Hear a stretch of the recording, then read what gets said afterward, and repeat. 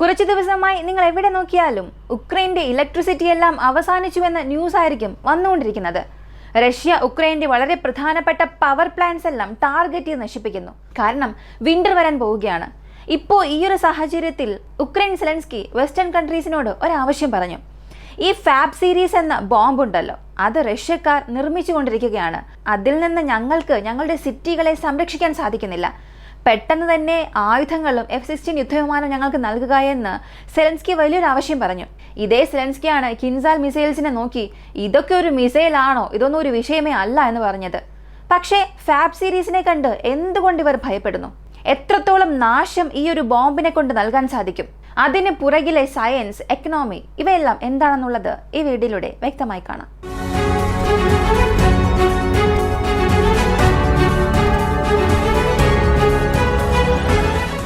ആദ്യത്തെ കാര്യം, ഈ ഫാബ് എന്ന് വിളിക്കപ്പെടുന്നത് വെറും ഒരു ബോംബിനെയാണ്.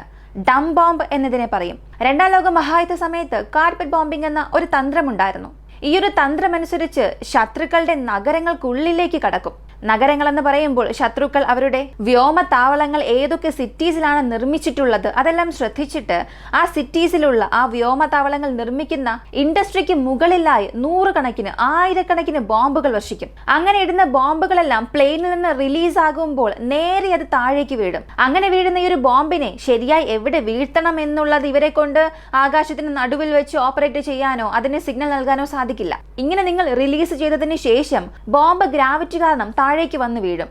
ഇതിനെയാണ് ഡം ബോംബ് എന്ന് പറയുന്നത്. ഇതിനെന്തുകൊണ്ട് ഇങ്ങനെ ഒരു പേര് കൊടുത്തു എന്ന് ചോദിച്ചാൽ, ഇപ്പോൾ റീസെന്റ് ആയുള്ള മോഡേൺ ഇറയിൽ ഒരു ബോംബ് നിങ്ങൾ എറിയുകയാണെങ്കിൽ ആ ഒരു ബോംബിനെ നിങ്ങൾക്ക് കൺട്രോൾ ചെയ്യാൻ സാധിക്കണം. അത്രത്തോളം ആ ഒരു ബോംബിൽ GPS ഗൈഡൻസ് ഉണ്ടാകണം, അല്ലെങ്കിൽ റേഡാർ ഗൈഡൻസ് ഉണ്ടാകണം. രണ്ടും ഇല്ലാതെ കൺട്രോൾ ചെയ്യാനേ കഴിയാത്ത ഒരു ബോംബ് എറിയുകയാണെങ്കിൽ ആ ഒരു ബോംബിന് അറിവില്ല എന്നാണ് അർത്ഥം. അതുകൊണ്ടാണ് ഡം ബോംബ് എന്ന് റഷ്യക്കാരുടെ ഈ ഒരു ഫാബ് സീരീസിനെ വിളിക്കുന്നത്. ഇപ്പോൾ ഈ ഒരു ഫാബ് സീരീസിനെ സംബന്ധിച്ച് ഇത് ഡം ബോംബ് ആയത് കാരണം കൊണ്ട് തന്നെ ഇതിന്റെ ഒരുപാടെണ്ണം സോവിയറ്റ് യൂണിയൻ തന്നെ ഉൽപ്പാദിപ്പിച്ചു. സോവിയറ്റ് യൂണിയൻ മൂന്നാം ലോക മഹായുദ്ധത്തിനു വേണ്ടി ഈ ബോംബുകൾ നിർമ്മിച്ചു. ഈ ഒരു സ്റ്റോക്ക് ഇപ്പോൾ റഷ്യയുടെ പക്കലുണ്ട്. ആയിരക്കണക്കിന് ബോംബുകളുണ്ട് ഫാബ് സീരീസിൽ. ഈ ഫാബ് സീരീസിൽ നോക്കിയാൽ ഫാബ് 250, ഫാബ് 500, 1500, 3000 ഇങ്ങനെ പേരിനനുസരിച്ചുകൊണ്ട് അതിന്റെ വെയിറ്റിൽ വ്യത്യാസമുണ്ടാകും. അങ്ങനെയുള്ള ഈ ബോംബുകളെ ഉക്രൈന് മുകളിൽ റഷ്യയ്ക്ക് ഉപയോഗിക്കാൻ സാധിക്കുമോ എന്ന് ചോദിച്ചാൽ തീർച്ചയായും സാധിക്കില്ല. കാരണം അവിടെ ഒരു ചെറിയ പ്രശ്നമുണ്ട്. കഴിഞ്ഞ രണ്ടാം ലോക മഹായുദ്ധത്തിൽ വ്യോമ പ്രതിരോധ സംവിധാനം എന്നത് വലിയ രീതിയിൽ ഇല്ലായിരുന്നു. അതുകൊണ്ട് ശത്രുക്കളുടെ പ്രധാന ഇൻഡസ്ട്രിക്ക് മുകളിൽ പറന്നുകൊണ്ട് ഡയറക്റ്റ് ഈ ബോംബ് വർഷിക്കാൻ സാധിക്കും. പക്ഷെ ഇപ്പോൾ അങ്ങനെയല്ല. വ്യോമ പ്രതിരോധ സംവിധാനം എന്നത് വളരെ കൂടുതലാണ്. റഷ്യക്കാരുടെ യുദ്ധവിമാനം ഉക്രൈൻ എയർ സ്പേസിനുള്ളിൽ വെറും 40 കിലോമീറ്റർ വന്നാൽ മതി, ആ ഒരു വിമാനത്തെ വെടിവെച്ച് വീഴ്ത്തും പാട്രിയോട്ട് ഉപയോഗിച്ച്. അത്രത്തോളം വ്യോമ പ്രതിരോധ സംവിധാനം ഉള്ള കാരണം കൊണ്ട് ഡം ബോംബ് റഷ്യക്കാർക്ക് ഉപയോഗിക്കാൻ സാധിക്കില്ല. അതിന് പകരം റഷ്യക്കാർ ഇപ്പോൾ ചെയ്യുന്നത് കിൻസാലിനെയോ അല്ലെങ്കിൽ എയർക്രാഫ്റ്റിൽ നിന്ന് ലോഞ്ച് ചെയ്യുന്ന മിസൈൽസിനെയോ ഉപയോഗിച്ചുകൊണ്ടിരുന്നു. KH സീരീസ് ഓഫ് മിസൈൽസ് എല്ലാം ഉക്രൈന്റെ പ്രധാനപ്പെട്ട നഗരങ്ങളെ അറ്റാക്ക് ചെയ്യാനായി റഷ്യ ഉപയോഗിച്ചു. ഇപ്പോൾ മിസൈൽസ് ഉൽപ്പാദിപ്പിക്കുന്നതിൽ തന്നെ എക്കണോമി എന്നൊരു കാര്യം വരും.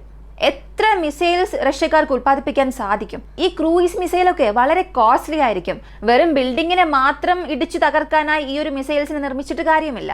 അതിനാൽ വളരെ ചീപ്പായ സൊല്യൂഷൻ ആവശ്യമാണ്. അതേസമയം ചീപ്പായി ലഭിക്കുന്ന സൊല്യൂഷൻ മിസൈൽസ് പോലെ വർക്കാകണം എന്നുള്ളപ്പോൾ റഷ്യക്കാർ കൊണ്ടുവന്ന ഒരു തന്ത്രമാണ് ഫാബ് സീരീസിൽ ഗൈഡഡ് കിറ്റുകൾ ഉപയോഗിച്ചു. ഈ ഗൈഡഡ് കിറ്റിന്റെ ഐഡിയ എവിടെ നിന്ന് വന്നു എന്ന് നോക്കിയാൽ JDAMS എന്ന അമേരിക്കൻ ആയുധത്തിൽ നിന്നാണ് വന്നത്.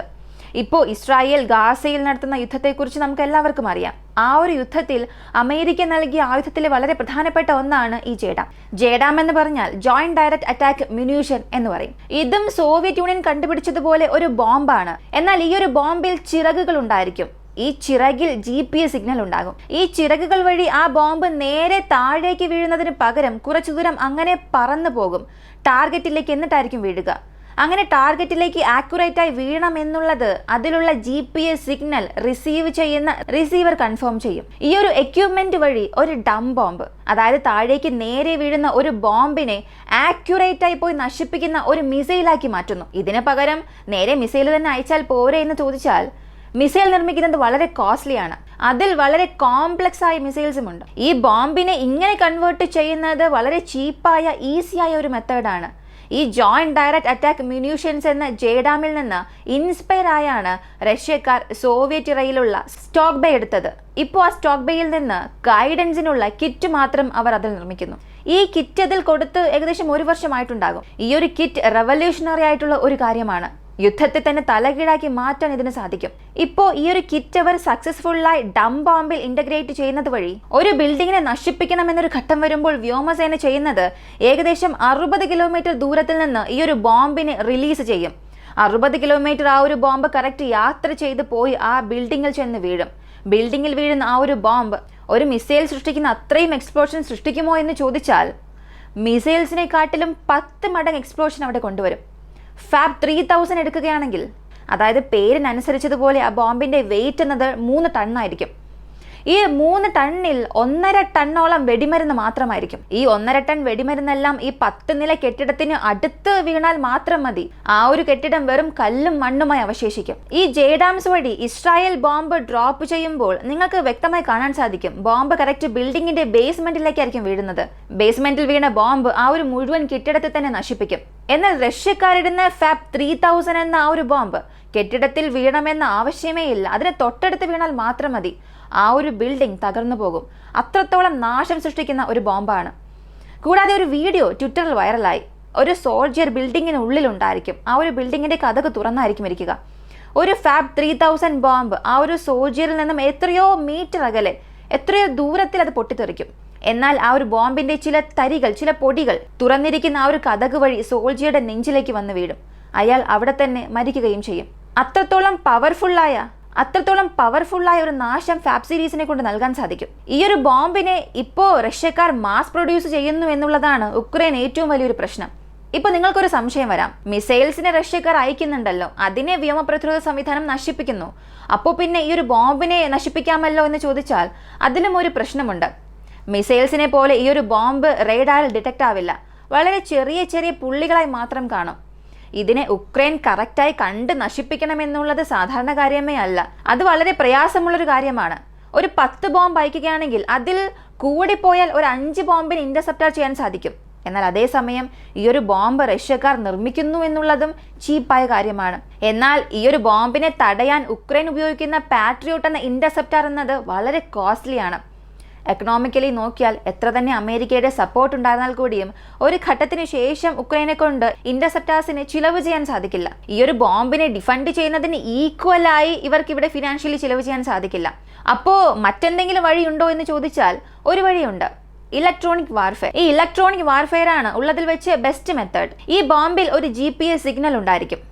അതായത് അമേരിക്കൻസിനെ സംബന്ധിച്ച് GPS സിഗ്നൽ, റഷ്യക്കാരെ സംബന്ധിച്ച് സാറ്റലൈറ്റ് കമ്മ്യൂണിക്കേഷൻ, ഗ്ലോനാസ്. ഈ ഗ്ലോനാസിനും ആ ബോംബിലുള്ള കിറ്റിനും നടുവിലുള്ള കണക്ഷൻ ഇലക്ട്രോണിക് വാർഫെയർ വഴി ജാം ചെയ്യാൻ സാധിച്ചാൽ ആ ഒരു ബോംബ് ശരിയായി ടാർഗറ്റിലേക്ക് ചെന്ന് വീഴില്ല. ടാർഗറ്റിൽ നിന്നും അത് മിസ്സാകും. അങ്ങനെ ഒരേ ഒരു വഴി മാത്രമാണ് ഇപ്പോൾ ഈ ഒരു ബോംബിനെ എഫക്റ്റീവായി തടയാനുള്ളത്. ഇതല്ലാതെ മറ്റൊരു വഴി ഉക്രൈൻ പറഞ്ഞുകൊണ്ടിരിക്കുന്നുണ്ട്. എന്നാൽ അതൊക്കെ വെറുതെ മാത്രമാണ്. യുദ്ധവിമാനങ്ങൾ അവർക്ക് നൽകണമെന്നതിന് വേണ്ടി മാത്രം പറയുന്നതാണ്. ഉക്രൈനെ സംബന്ധിച്ച് അവർക്കുള്ള ഒരേയൊരു ഓപ്ഷൻ എന്നത് F-16 വിമാനങ്ങളാണ്. F-16 വെച്ച് ഇവർ എന്താണ് ചെയ്യാൻ പോകുന്നത്? ബോംബിനെ വെടിവെച്ച് വീഴ്ത്താൻ പോകുന്നു എന്ന് ചോദിച്ചാൽ ഇല്ല. ഈ ബോംബിനെ കൊണ്ടുവരുന്ന ഫൈറ്റർ ജെറ്റ്സ് ഉണ്ടല്ലോ, Su-35 എയർക്രാഫ്റ്റ്സ്, അതിനെ വെടിവെച്ച് വീഴ്ത്തണം എന്നുള്ളതാണ് ഉക്രൈന്റെ ലക്ഷ്യം. ഉക്രൈൻ ഇപ്പോൾ വരെയും പറയുന്നത് ഞങ്ങൾക്ക് F-16 ആണ് വേണ്ടത്, ഈ ഒരു ബോംബിനെ കൺട്രോൾ ചെയ്യാൻ അത് മാത്രം മതിയെന്ന് അവർ പിടിവാശി കാണിക്കുന്നുണ്ട്.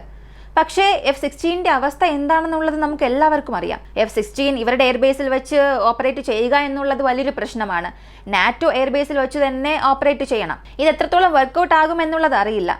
ഈ റഷ്യ ഉക്രൈൻ യുദ്ധത്തിൽ ഇപ്പോൾ നടന്നുകൊണ്ടിരിക്കുന്ന കാര്യത്തിലൂടെ നമ്മൾ മനസ്സിലാക്കേണ്ട ഒരു കാര്യം, വളരെ ഹൈടെക് ആയ സൊല്യൂഷൻ തിരയണമെന്ന ആവശ്യമേ ഇല്ല.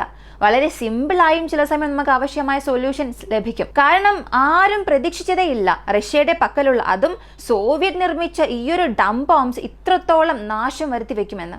എന്നാൽ യുദ്ധക്കളത്തിൽ വളരെ സക്സസ്ഫുള്ളായി ഒരു വെപ്പണായി ഇപ്പോൾ നിലനിൽക്കുന്നത് ഫാബ് സീരീസ് ആണ്. ഈ ഫാബ് സീരീസിൽ ഫാബ് 750, ഫാബ് 1500 ഇപ്പോഴും റഷ്യ അധികം ഉപയോഗിക്കുന്നുണ്ട്. കാർക്കിവ് റീജിയണിൽ ഉപയോഗിച്ചു, അവ്ദീഖ ഡയറക്ഷനിൽ ഉപയോഗിച്ചു. പ്രധാനമായും അവർ ഉപയോഗിക്കുന്നത് അപ്പാർട്ട്മെന്റ് ബിൽഡിംഗ്സിനെ നശിപ്പിക്കുന്നതിന് വേണ്ടിയിട്ടാണ്. കാരണം അവ്ദീഖ ഡയറക്ഷൻ ആയാലും കാർക്കിവ് ഡയറക്ഷൻ ആയാലും ഇപ്പോഴും ഉക്രൈൻ ചെയ്യുന്നത് ഒരു അപ്പാർട്ട്മെന്റ് ബിൽഡിങ്ങിന്റെ ബേസ്മെന്റിലേക്ക് പോകും, അല്ലെങ്കിൽ ആ അപ്പാർട്ട്മെന്റിന്റെ ഹൈ ഫ്ലോറിലേക്ക് പോകും.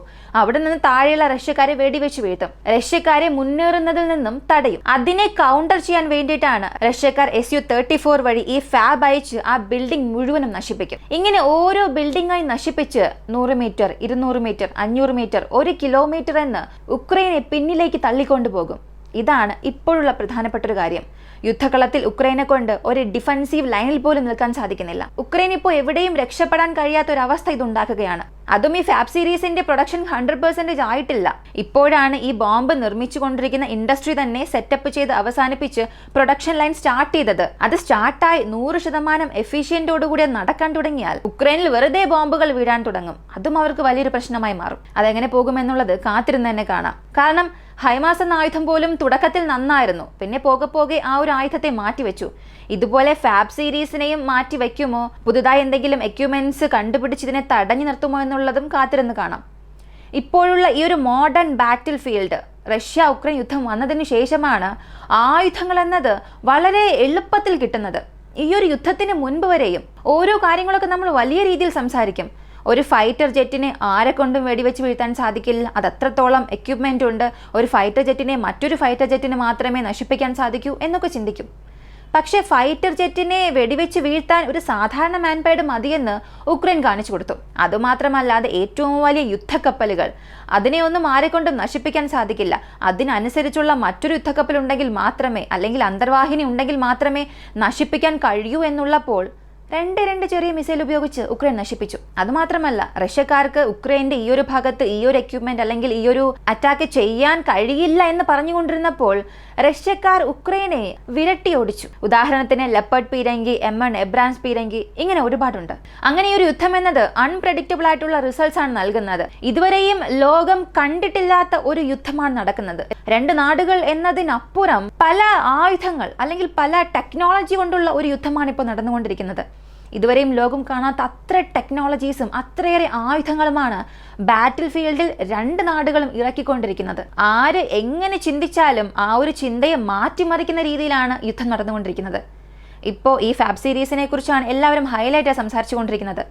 ഈ സാങ്കേതിക വിദ്യയ്ക്ക് മറ്റേതെങ്കിലും ശത്രു വരുമോ ഇല്ലയോ എന്നുള്ളത് കമൻറ്റിൽ പറയുക. വീഡിയോ ഇഷ്ടമായ ലൈക്ക് ചെയ്യുക, ഷെയർ ചെയ്യുക. നമ്മുടെ ചാനൽ ആദ്യമായി കാണുന്നവരാണെങ്കിൽ മറക്കാതെ സബ്സ്ക്രൈബ് ചെയ്ത് സപ്പോർട്ട് ചെയ്യുക. മറ്റൊരു വീഡിയോയുമായി വീണ്ടും കാണാം.